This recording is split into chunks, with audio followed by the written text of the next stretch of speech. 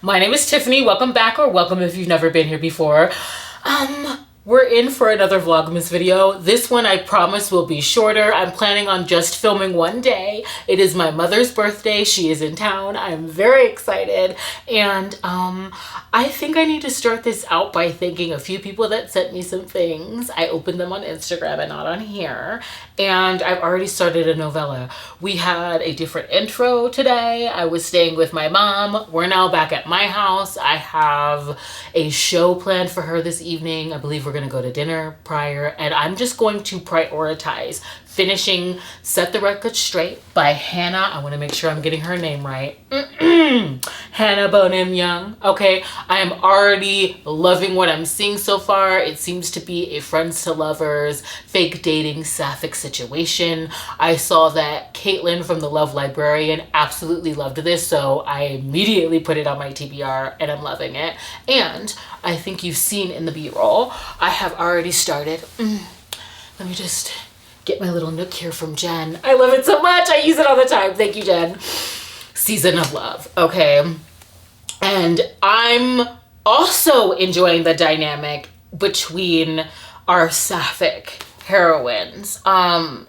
So let's get into thanking first, because I love to do that. I'm so appreciative of everyone that sent me something. So because I didn't do it in the last vlog, it happened on Instagram. I have to thank Samantha for Books with Samantha again for sending me the bind up, okay, of Jessica Kane's novellas. And this is her big boy collection.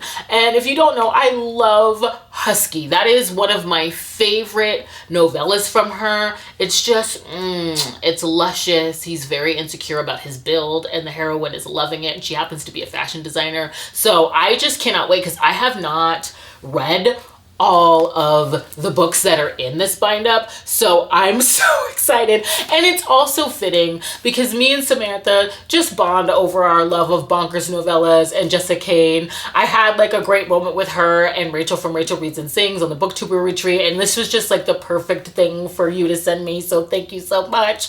I also just got a like huge and beautifully packaged box from Melissa, okay? I got to meet her at Love in Las Vegas. She flew out here, and she's just been feeding me Rex. She has such an abundance in terms of knowledge about just the romance community in general and books, and she's constantly feeding me books. One of my favorite of the year was Breaking Meredith, and I love it so much. And so she sent me a mug, okay, a Nightmare Before Christmas mug that's currently in my kitchen that I have used already, and socks came within that I've also used and worn. And so I'm just gonna show you the books. Thank you so much, Melissa. I was not expecting it. It just like was so kind, and I was able to open it right before work on Instagram, but I want to thank you here, truly.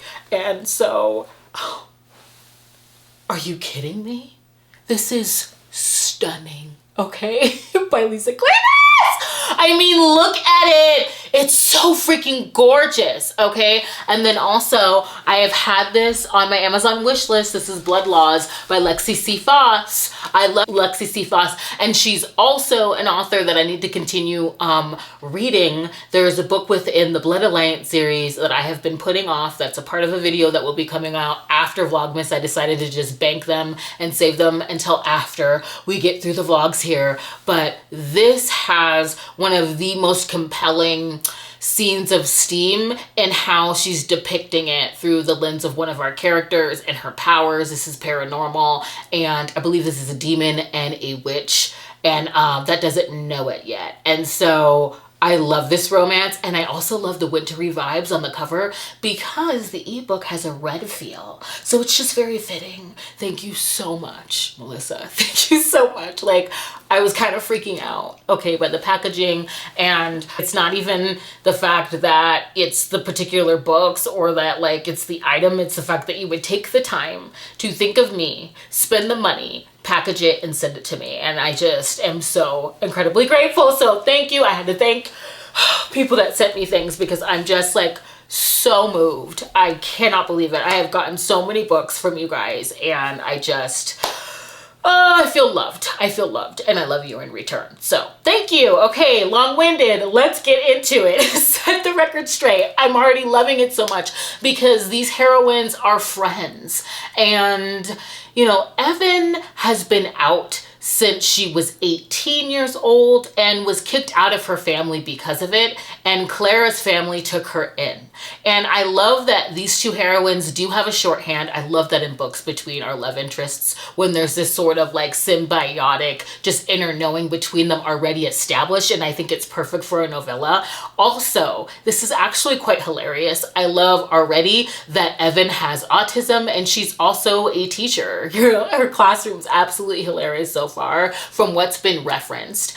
And Clara is supposedly straight. She's a photographer with big dreams, and she has a sort of mentor or a hopeful one, a like career that she has followed, and she wants to be under the wing of this woman that has accomplished so much. She wants to emulate her career, and this woman happens to be gay, and she kind of gets herself into a pickle where she, this mentor figure, believes that Clara is gay. And so Clara and Evan enter into this, what is it, Operation Marrying Gay like plan to fake date for Clara's hopefully soon to be boss, and for Evan because she recently was dumped after being in a really serious relationship, and now she has to go to work and see, you know, the woman that she used to be with and the woman that she left her for. And this cruel couple is hosting the like holiday party at work, and so she doesn't want to show up alone, and so they're both going to be helping each other in this situation.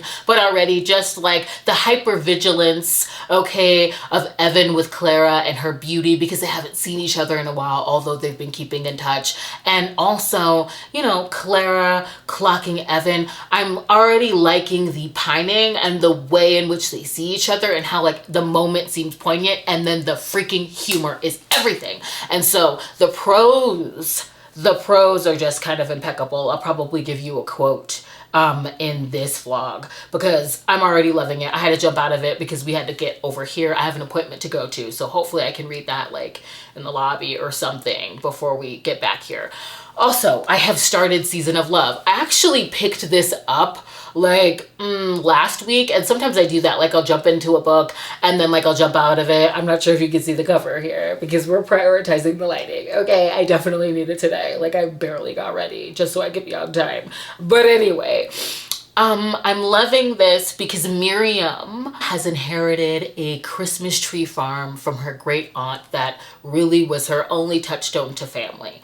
Already there is a sense that Miriam has been kind of on the run. She started her own life. She has this really cool and like kitschy upcycling business where she takes items, revamps them, and creates art. She has an Instagram following. She has a fiance. She's built this life for herself, and her great aunt has died. And now it's bringing up all of these old wounds, what she's run away from, and also the fond memories that she's had as a Jewish woman, but on her great aunt's freaking Christmas tree farm. And I love already that it seems like there's a lot of heavier themes going on, and her going back, almost like going back home and having to revisit everything, and the hilarity in that she is Jewish at this Christmas tree farm that she has inherited a portion of with two others, her cousin that she's been estranged from, that is her favorite cousin that she loves so much, and also Noelle,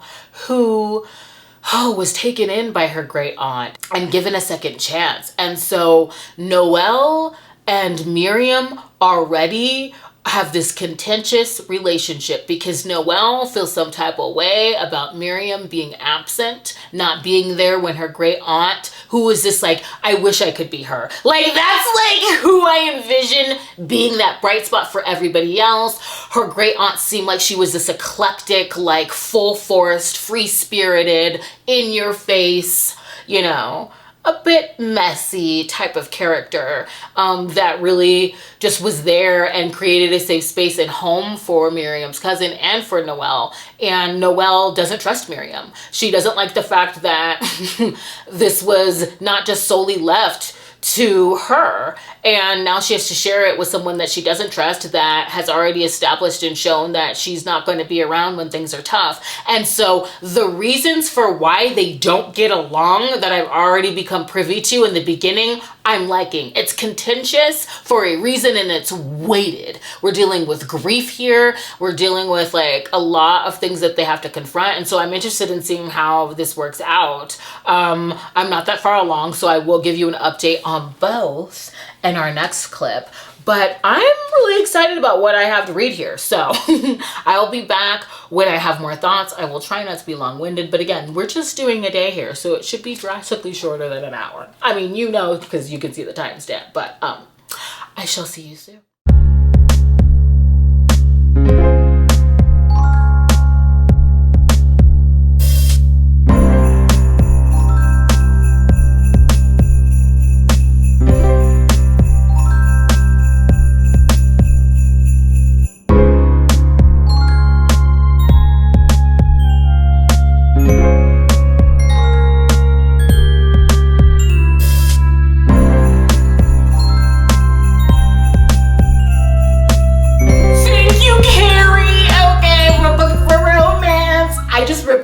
I just ripped it open. Thank you so much.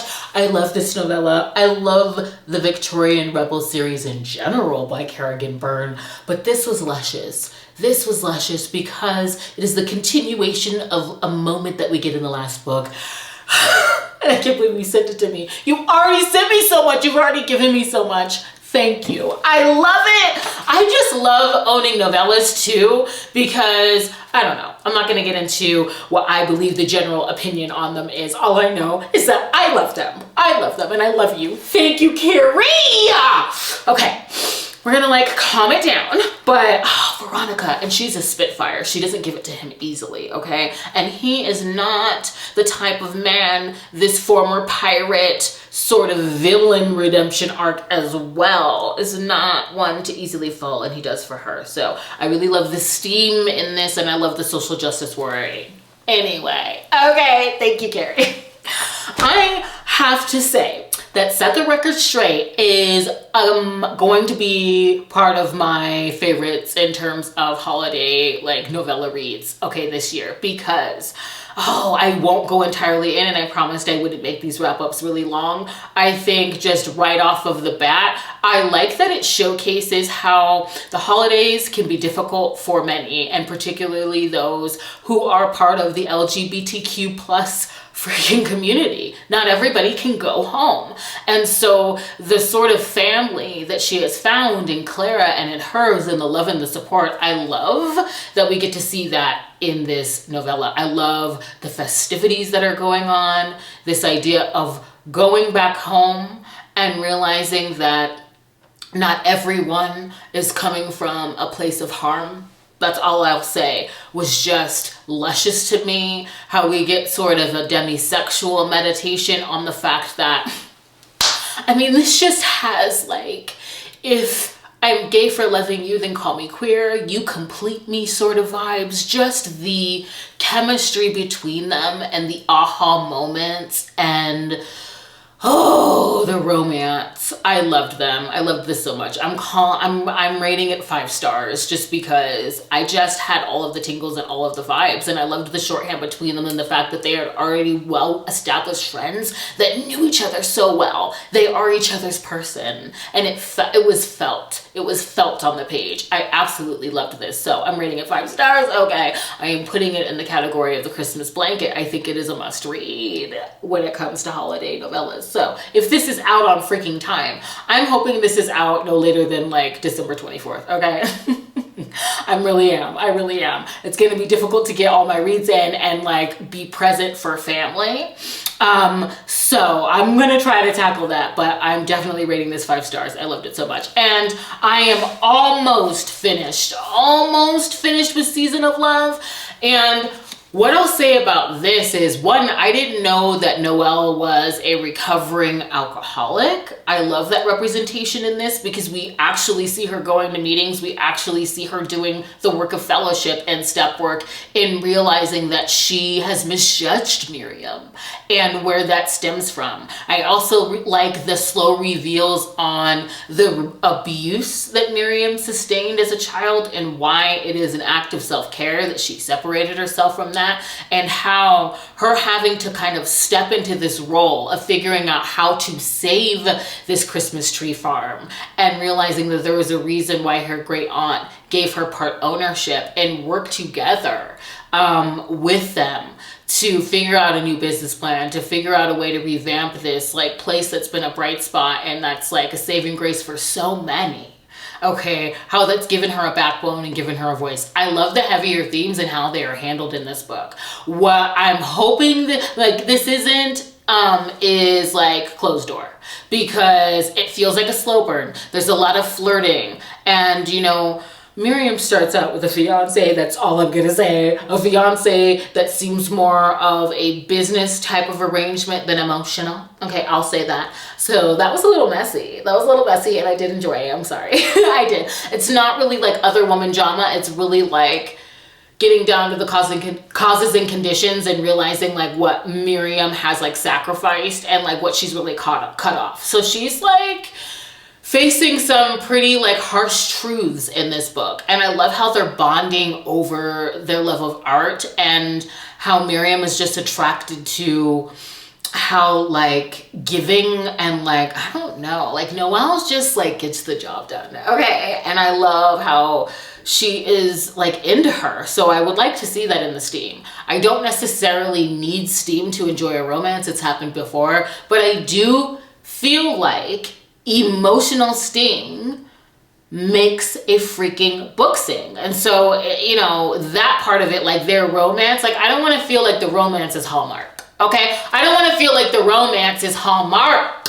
I want to see those markers hit. And so I'm loving everything else about this. I really am, like all of the vibes. And it's not just over Christmas, like we're having like Thanksgiving, and so I love all the issues that are being dealt with. And again, I like the alcoholism rep. I just do. Okay, so this is hitting, but I needed to hit on that undertone of what this is too. So I hope I'm not being too harsh, but we shall see, and I'll be back. We have a show to go to, and I'm very excited, and I'm hungry, so I will see you soon. Bye.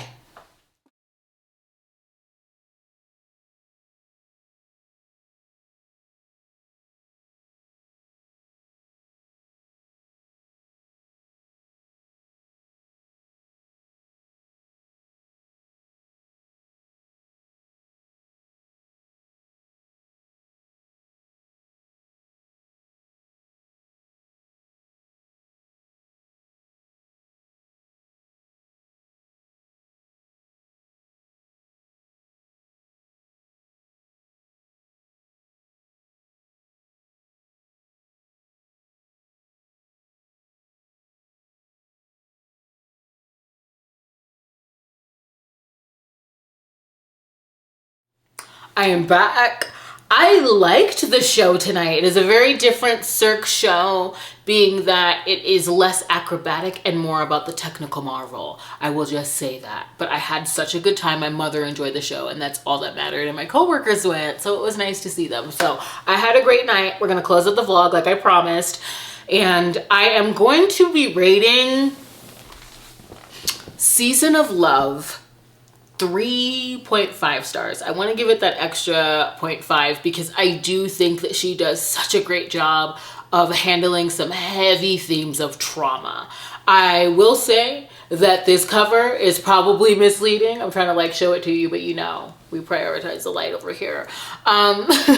This is not a rom-com. You know, this is really diving into a lot of issues. There's a lot of reveals on Miriam's father, and there's like a full cast of well fleshed out side characters that I loved so much. One being Miriam's best friend Cole. I believe he is a keyboard pianist and yuppie that's always giving it to her in terms of advice, and I loved him so much. And so I do think that there is levity brought in through some comedic and very like festive swoony moments in terms of holiday vibes.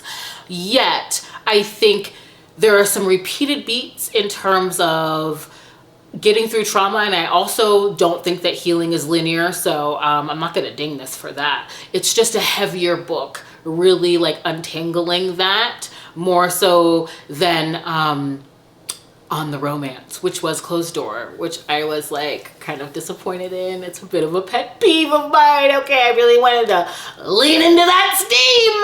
And not to be a horn dog, I'm just saying that like I think that it animates the romance when couples can meet on that way. But I did enjoy this book. So I'm just gonna cap it off at that and say that I'm gonna rate it 3.5. I am hoping that I can jump right into the next vlog. Like I said, I want to do at least 2 more. I want to get this one out. Hopefully it's out by Christmas Eve, and I will have a vlog out on Christmas. Whatever you're getting something out on Christmas. Expect some other videos. And I just want to thank you for joining me.